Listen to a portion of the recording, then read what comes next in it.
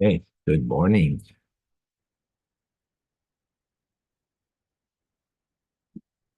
Continue with our mimer, Hasidic discourse, Iu Chaye Sarah, and it was the life of Sarah. So, concerning a different verse, the Alter Rebbe explains on the verse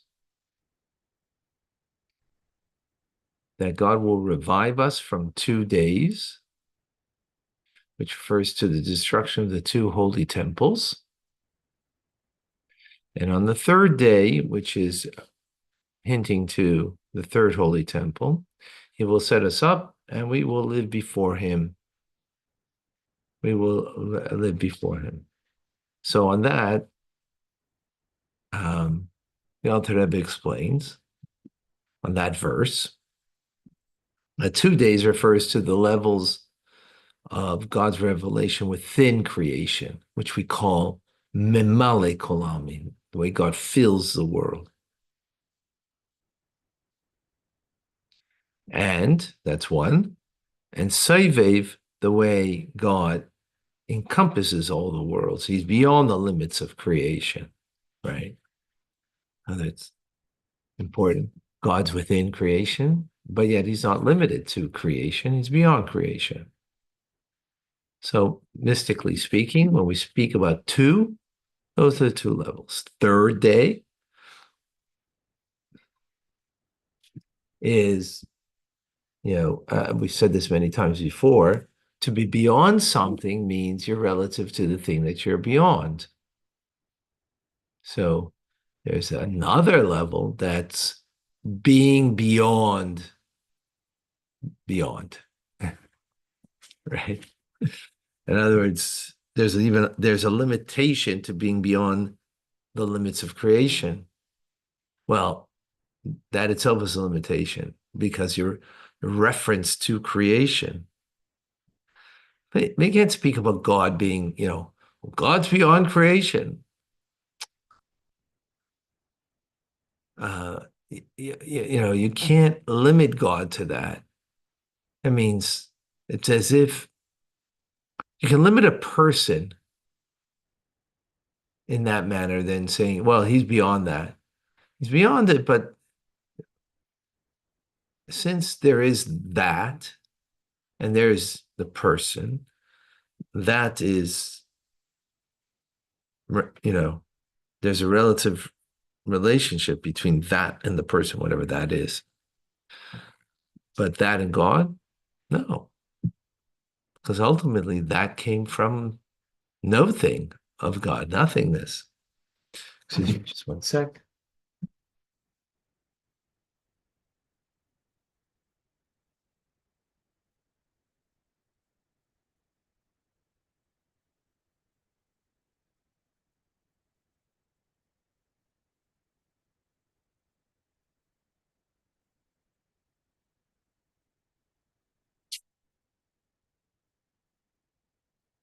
Okay.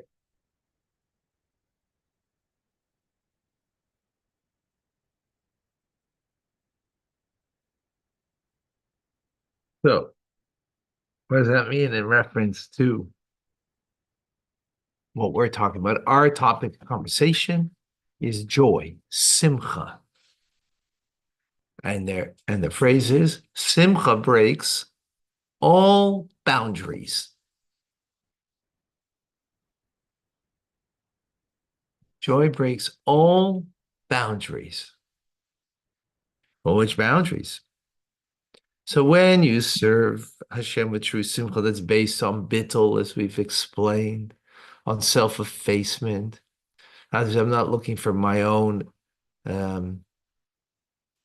pleasure, delight in the um, joy that I'm experiencing. That's what I'm seeking. Then you can serve God beyond all boundaries because it's resulting from a godliness that is beyond all boundaries, which is as in the verse, the third day, which is, of course, in times of Mashiach.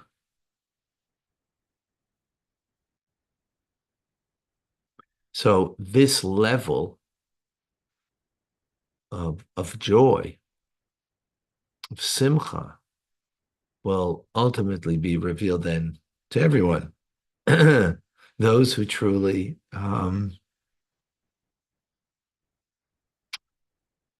those who are on such a level of divine service now, so they'll have a taste of it now.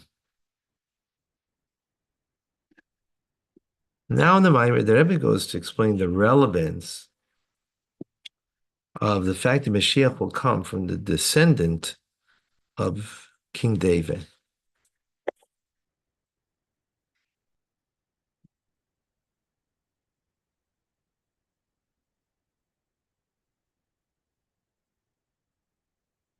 Huh. When,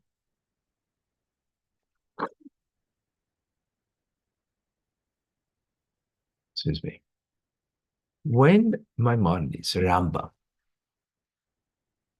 he wants to bring an example of someone who serves God with joy,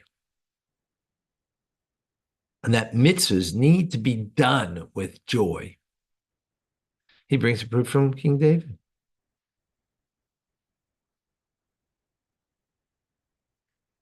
The verse says that she saw, referring to Michal, his wife, that King David was hopping and dancing before Hashem.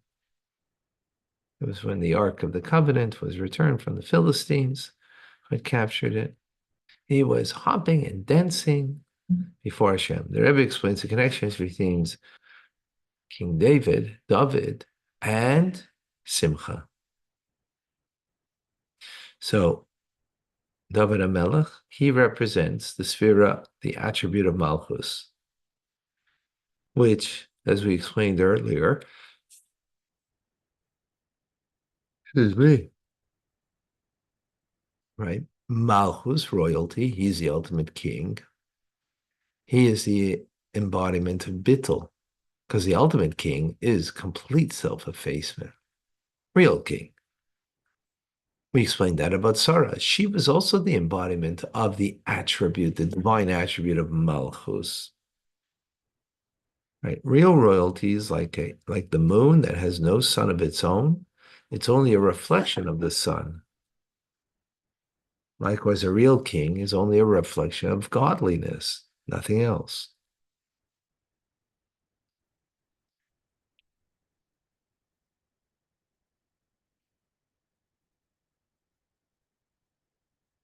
So that's why King David was able to serve God with tremendous revealed joy, hopping and dancing before Hashem, because the Malchus that he represents, the ultimate state of bittul, of self-effacement, it enabled him to experience revealed joy, true simcha in the ultimate state, without any negative self-centered consequences. It wasn't self-centered.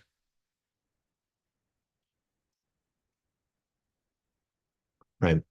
Remember, that was the mistake of Eve, of Chava, and of Noach, was that there was some kind of self-fulfillment there. Something that was, based on them. Now, because King David, it says, David, Melech Yisrael, Chai, Chai V'Kayam, as the song goes, he's alive and everlasting. That's what it means, Chai V'Kayam. He's alive and everlasting, meaning that he still exists in every single Jew in the way that the King David, meaning the bittul of Malchus, the self-effacement of that level, divine level of Malchus, of royalty, the 10th power of our soul. It gives every single one of us the ability to rejoice and to perform mitzvahs without any negative self-centeredness. E- Without any negative self-centeredness. In other words, if you're doing a mitzvah, could be self-centeredness. I'm thinking how, if you're learning Torah, how wise I am, right? That's a self-centeredness. How evolved I've become, how, even,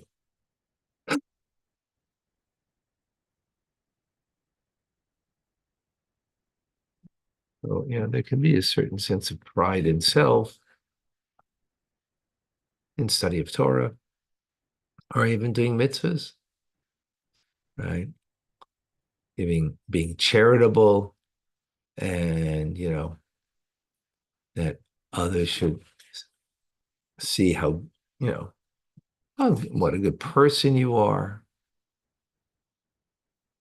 That kind of motivation is self-centered.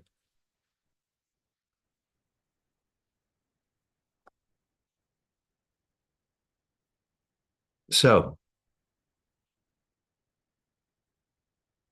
in conclusion of this mimer, wow, through the performance of mitzvahs with joy, simcha, together with fulfilling the instructions that all of your deeds should be done for the sake of heaven, and know God in all of your ways,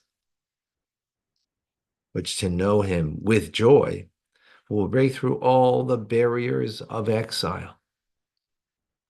And King Mashiach, as he's called,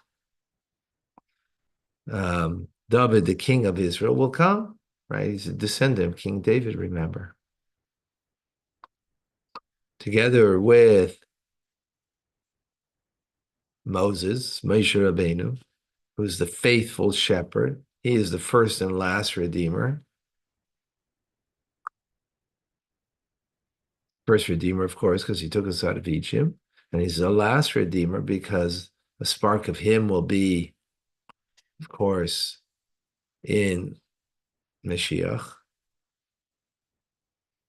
So together with the faithful shepherd of every generation, which the faithful shepherd in our generation, the extension of Moses in our generation, as the Rebbe says, the Frierdiker Rebbe, the previous Rebbe. And of course, that means our Rebbe, right? Our Rebbe, too. The problem is, awaken and sing, and you will dwell in the dust, which is speaking about Tchias HaMesim, the resurrection of the dead, should be fulfilled immediately. We should go together with them. Those who come, the righteous Mashiach, with Simcha, as he to greet, and we should all come together to greet the righteous Mashiach with Simcha, with joy. And then eternal joy, Simcha, will be upon us, and may be speedily in our days. Psst. Wow. So,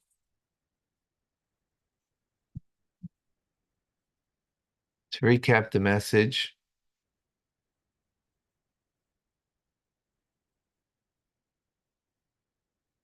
Eve, Chava, wanted to know God,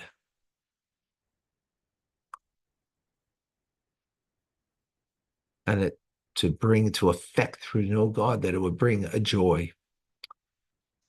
But there was a personal self-satisfaction in that, and therefore she failed. What's to know God? To know the tree of knowledge of good and evil, and that it should be done with great joy. But there wasn't complete self-effacement. Even though she's righteous, there was still some kind of vested interest self-interest. A very, very difficult idea. What do you mean, no self-interest?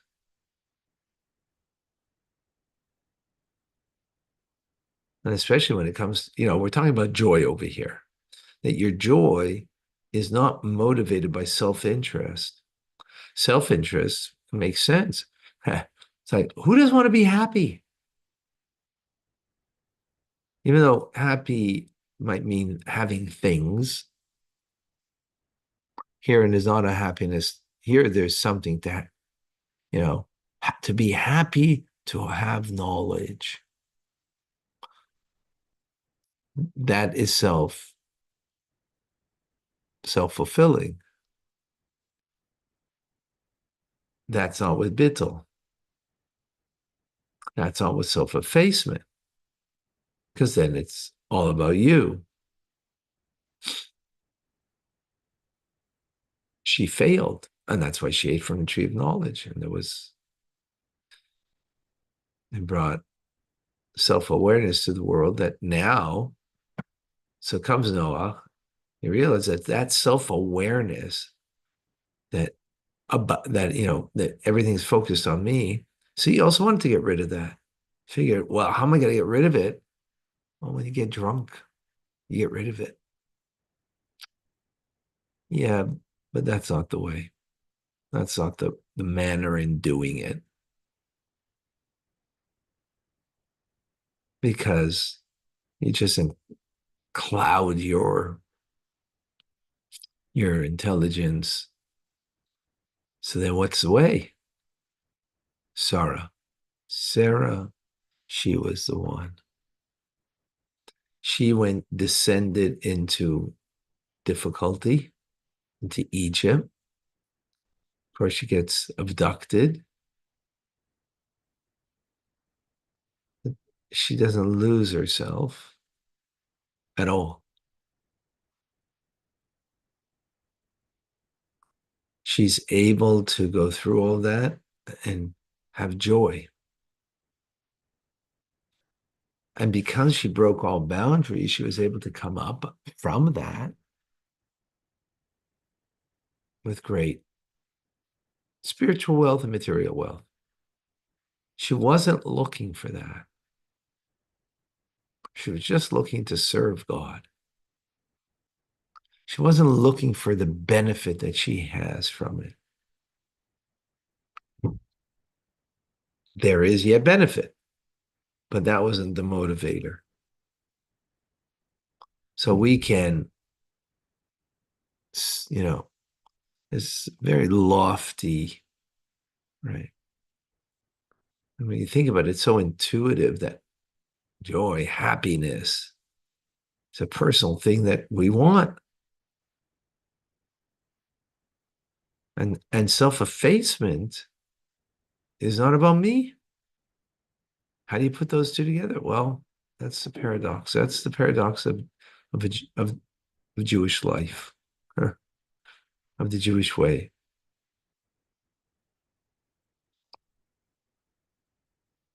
Is to be revealed full of joy, but it's not an ego thing. It's not a self-fulfillment thing that I feel better about myself.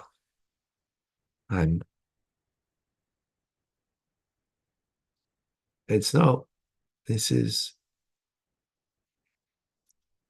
I have the pleasure, the joy that I give joy to God.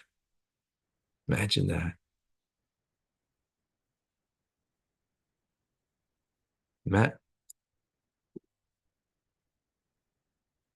wow, that you're able to give joy. That's your joy. So in human relations, we look at another person, what do they do for me? What do they give me that benefits me? You'll never have joy in your life. If you look at that person and you say, what can I do for that person? And you joyfully, not ball and chain, okay, what can I do for you? Right? What can I do for you? Joyfully. That's what we're talking about.